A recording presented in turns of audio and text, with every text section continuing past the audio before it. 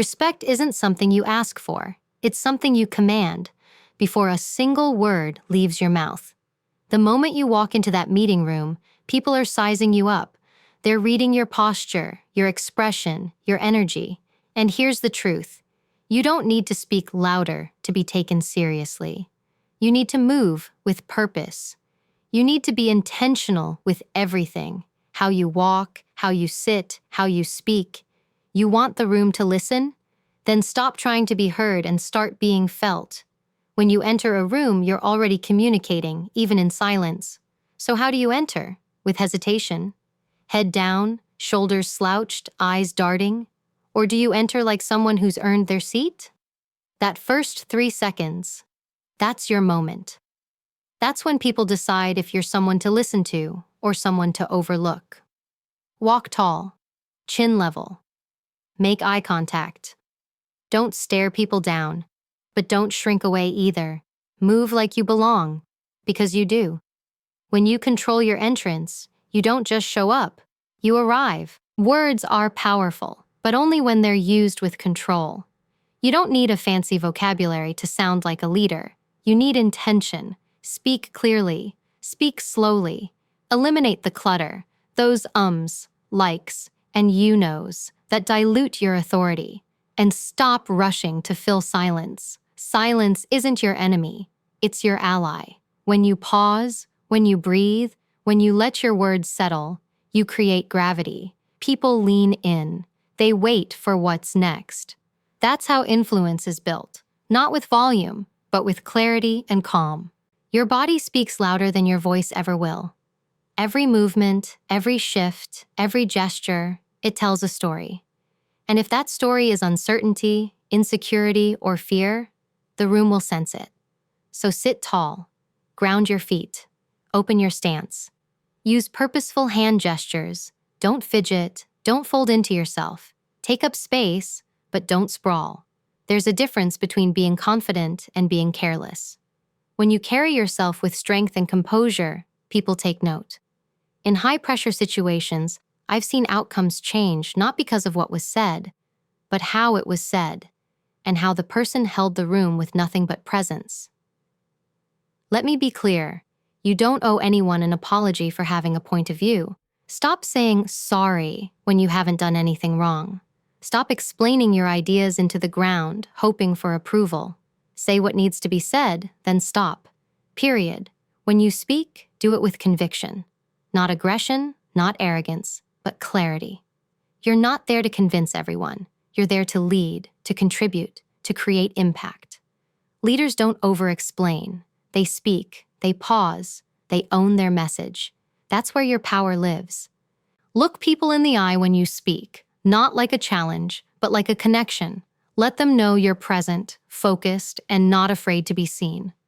Eye contact builds trust and authority. It shows you're engaged, not intimidated. And here's the part most people miss. After you make your point, don't rush in to soften it. Hold. Let the silence sit. Most people can't handle silence. They fumble to fill it. But not you. You're going to let your words land. You're going to let people absorb your message. That's how you create weight in a room, not by speaking more, but by owning the pauses in between. Carry yourself like someone who belongs at the table, not someone waiting to be invited. Every meeting, every conversation, every room you walk into, it's another opportunity to lead without needing to shout. Because real presence doesn't ask for attention, it commands it. Own your entrance. You don't need to speak louder to be taken seriously. You need to move with purpose. Every room you walk into tells a story about who you are before you even say a single word. People read your posture, your pace, your presence. They decide within seconds whether you're someone to pay attention to or someone to dismiss. That's why how you enter matters more than what you say. When you walk in like you belong there, when you walk in with intention and calm authority, people immediately take note. It's not about arrogance, it's about certainty.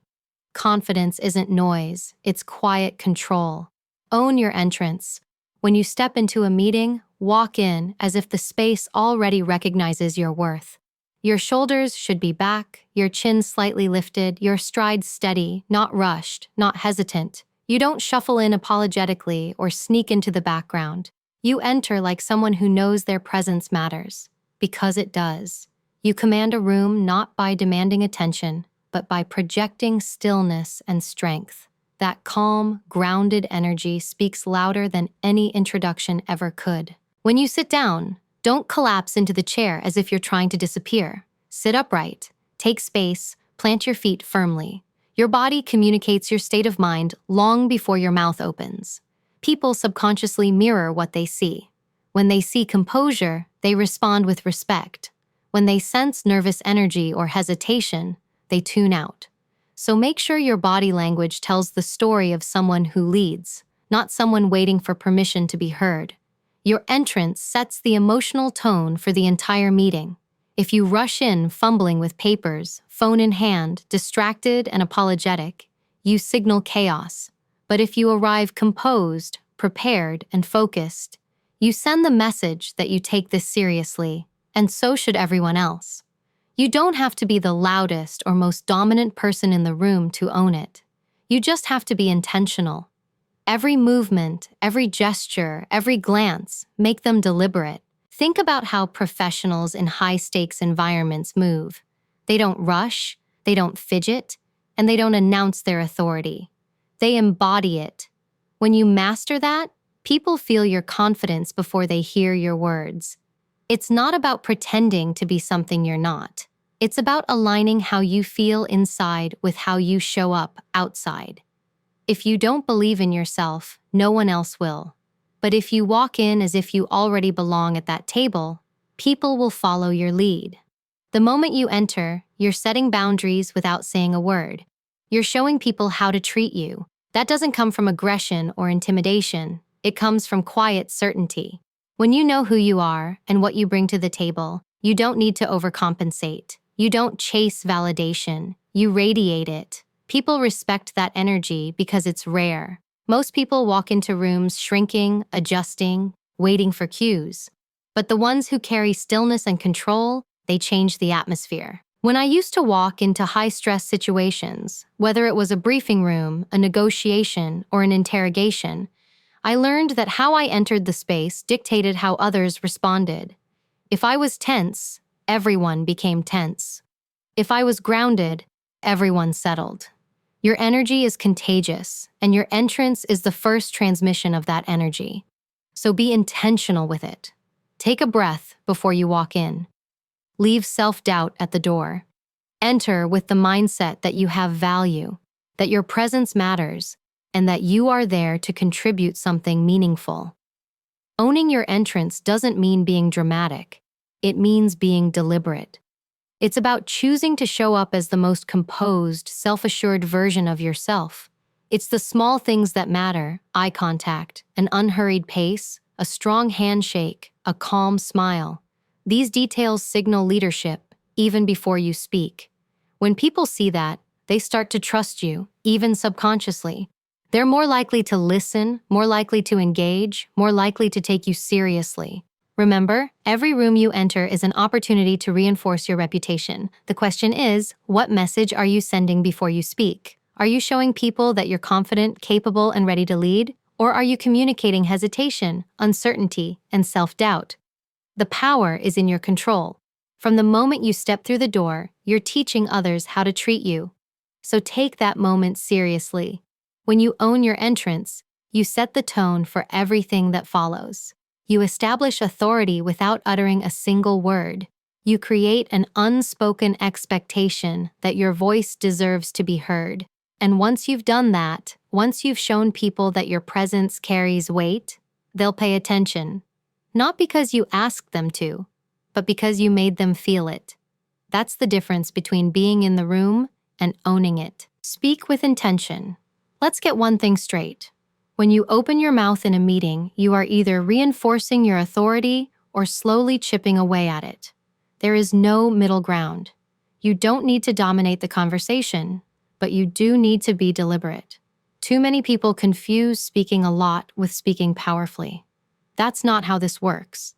Power doesn't show up in volume or speed. Power shows up in clarity.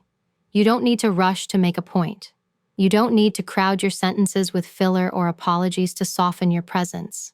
When you speak with precision, people notice. They might not agree with you, and that's okay, but they'll remember what you said and how you said it. Here's what I see far too often. Intelligent, capable professionals, especially young professionals, show up to meetings with great ideas, but the delivery betrays them. Instead of owning their voice, they second-guess themselves with every word. I'm sorry, but I think maybe I could be wrong, but... And just like that, they hand over their power. You've got to stop negotiating with your own voice before you even give yourself a chance to be heard. Confidence isn't about knowing you're right.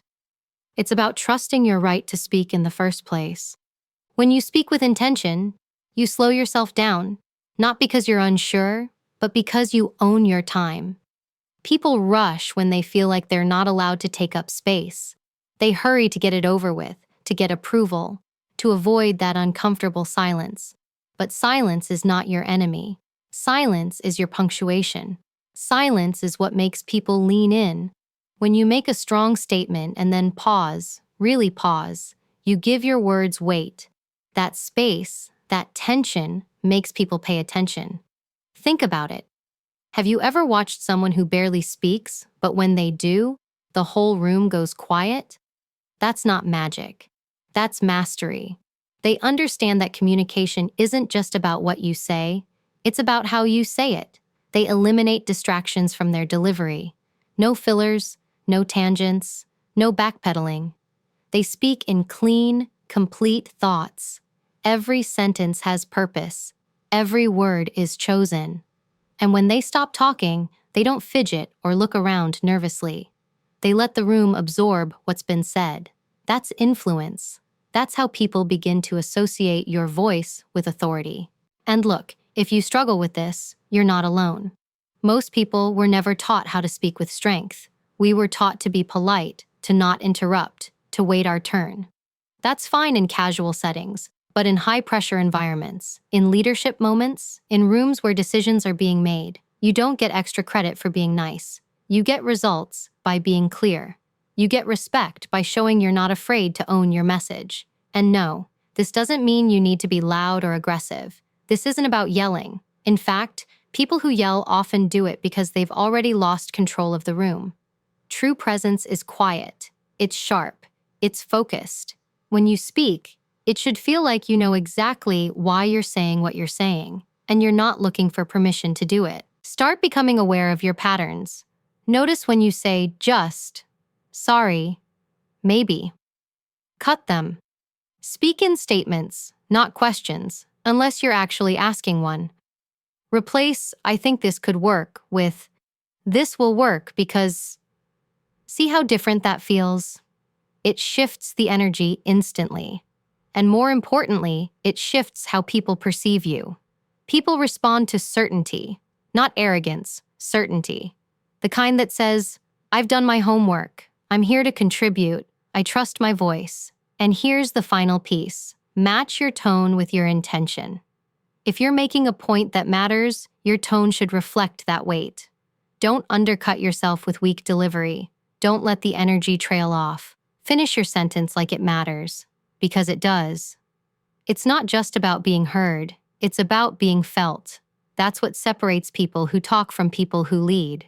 So don't fill the room with noise, fill it with purpose. Speak like your words have value, and watch how the room begins to treat you like they do. Control your body language. Your body speaks long before you ever say a word. And if you're not aware of the story it's telling, trust me, everyone else in the room is. In every meeting, every presentation, every one-on-one, your posture, your gestures, your eye movement, your physical stillness or lack of it, it's all being read. And what you need to understand is this. If your body contradicts your words, people will always believe your body. Always. You can be saying the smartest thing in the world, but if your shoulders are caved in, your hands are fidgeting, your eyes are darting around, you're communicating fear, hesitation, and self-doubt. That doesn't get you taken seriously. That gets you overlooked. You want to own the room? You start by owning your space. Sit upright. Plant both feet on the ground. Stop crossing your arms like you're protecting yourself or shrinking into your seat like you don't want to be noticed. Take up space, not in an aggressive way, but in a grounded, intentional way. You're not trying to dominate. You're showing that you are centered, that you are confident enough to exist fully in the moment without trying to disappear or perform. That subtle shift in body language changes the way people receive your presence. You become someone to pay attention to, without saying a single word. And let's talk about your hands. Your hands are one of the most expressive tools you have when they're used with control. Wild, frantic hand movements can distract or confuse your message, but deliberate, purposeful gestures, that anchors your words. That makes people trust what you're saying. Use your hands to emphasize your points, to add weight to your delivery, but never to fill space. If you're not sure what to do with them, rest them lightly on the table or lap when not in use. But don't hide them. When you hide your hands, you look like you're hiding something else: your confidence, your truth, or your authority. Even the way you breathe impacts how you're perceived. Shallow, fast breathing? That's what your body does when it's anxious or in survival mode. Slow, even breaths. That's how a person in control breathes. And people around you feel that. Calm breathing isn't just for your benefit. It settles the energy in the room. It draws people into your rhythm. That's leadership. Think about how you carry yourself in high-pressure environments. Do you lock up, freeze, or become overly still? Or do you fidget, tapping pens, shifting in your seat, biting your lip, avoiding stillness altogether? Both are signs that your nervous system is leading the room, not your presence. You want to find that middle space, grounded, alert, present. A calm body creates a calm mind, and the opposite is true too. You control how you show up physically, and that control affects how confidently your ideas land. Facial expression is another layer you can't afford to ignore. Your face should reflect what you're saying, not contradict it. Don't deliver powerful words with a timid expression. Don't sit in a meeting with a blank or apologetic face, especially when you're being asked for input. Own your expression. If you're making a point, let your face reflect that clarity. If someone challenges you, don't drop your gaze. Hold your ground with calm, steady eye contact. That's not aggression, that's presence. You'll notice this especially in high-stakes conversations, meetings with leadership, negotiations, performance reviews, or group brainstorms. Someone offers an idea and immediately follows it up with a 5-minute justification, a list of disclaimers, or a verbal cushion. I know this might sound crazy, but I don't want to step on any toes. I'm not an expert, but I was just thinking maybe. That's not leadership. That's self-editing. And people who self-edit out loud don't get taken seriously because they've already told the room not to. You don't need to justify every thought that comes out of your mouth. Say what needs to be said.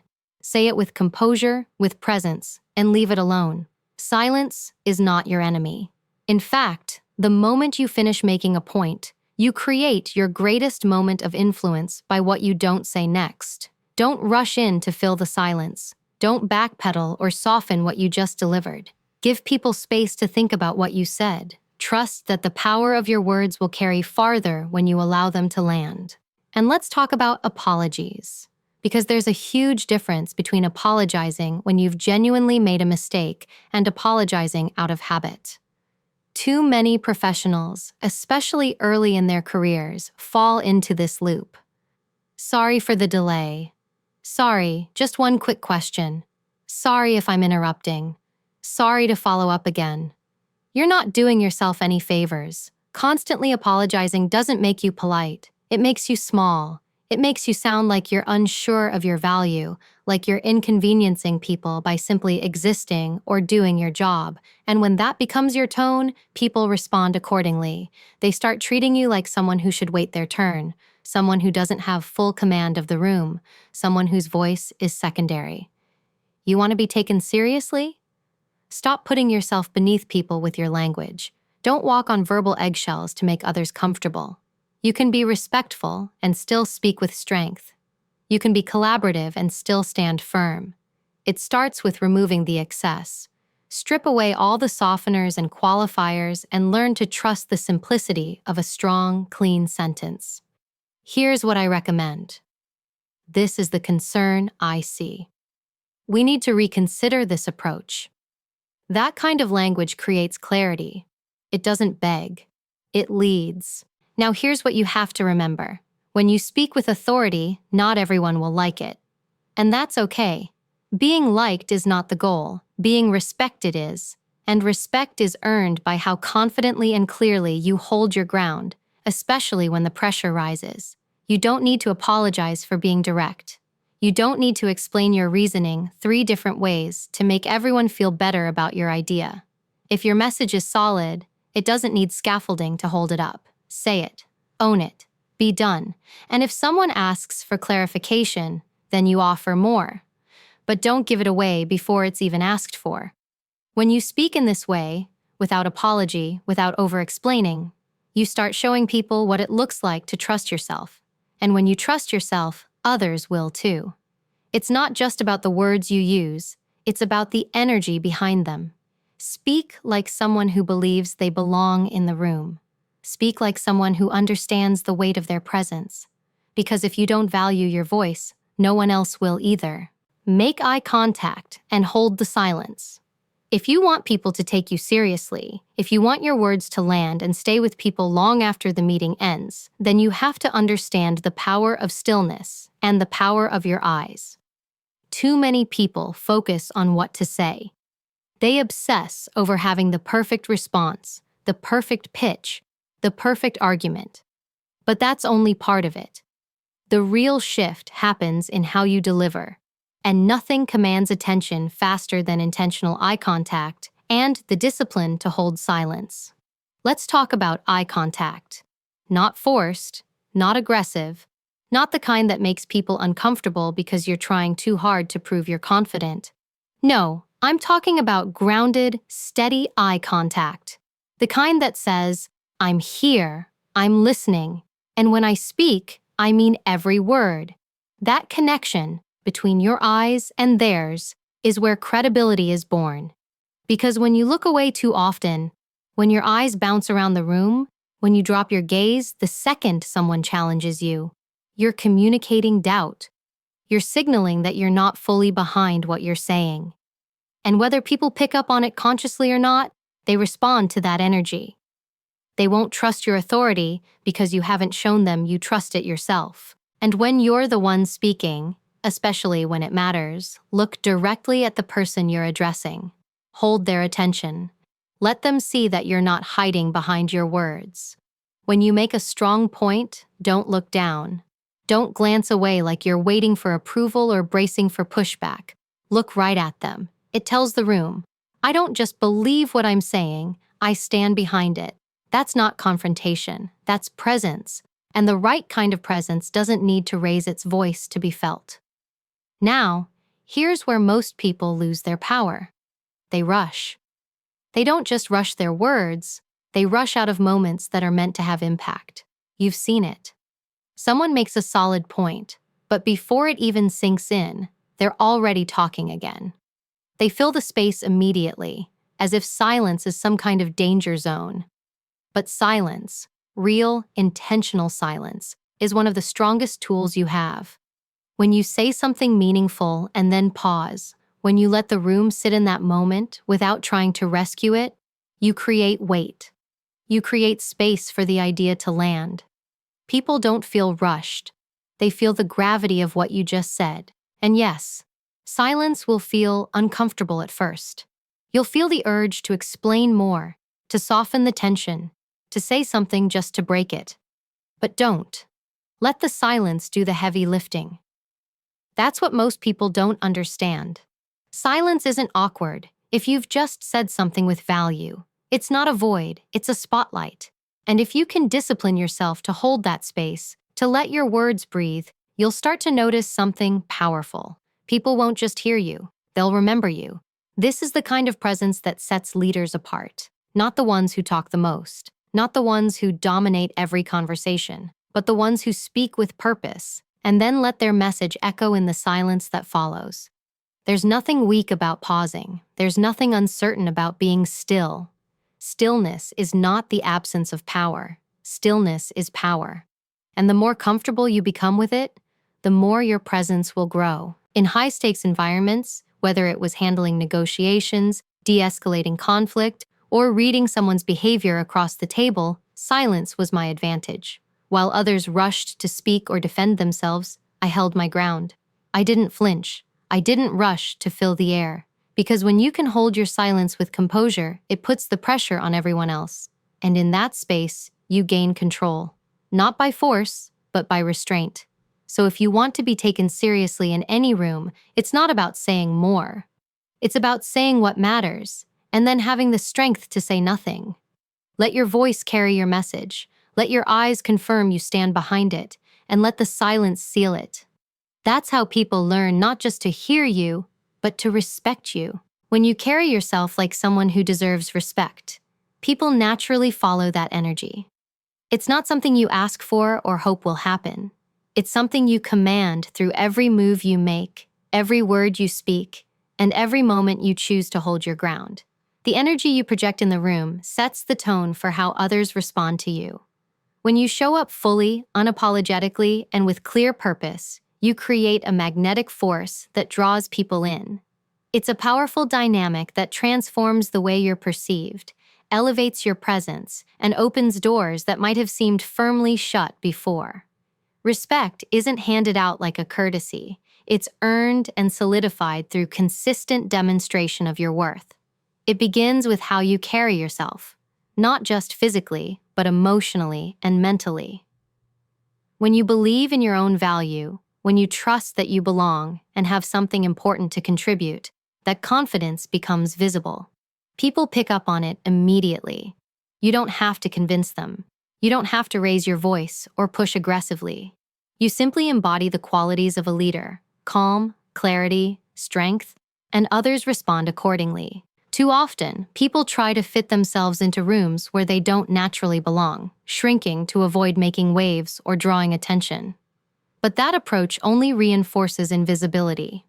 True power comes from expanding to fill the space you occupy, from owning the moment fully without apology or hesitation. This doesn't mean overpowering others or dominating conversations. It means being present in your full capacity, grounded in your truth, and unwavering in your purpose. When you expand to own the room, you don't just participate, you lead. This mindset shift changes everything. Instead of waiting for others to recognize your value, you take control of the narrative. You decide how you want to be seen and how you want to influence the space around you. It's about more than just meetings or presentations. It's about how you show up in every interaction, how you carry yourself in every challenge, and how you face every opportunity. This is the difference between being overlooked and being sought after, between being talked over and being listened to, between being forgotten and being remembered. When you carry yourself with this kind of presence, you're not just influencing individuals, you're shaping the culture of the environment you're in. Your energy becomes contagious. People start to match your confidence, your discipline, your clarity. They raise their own standards in response to yours. And that ripple effect spreads far beyond a single meeting or conversation.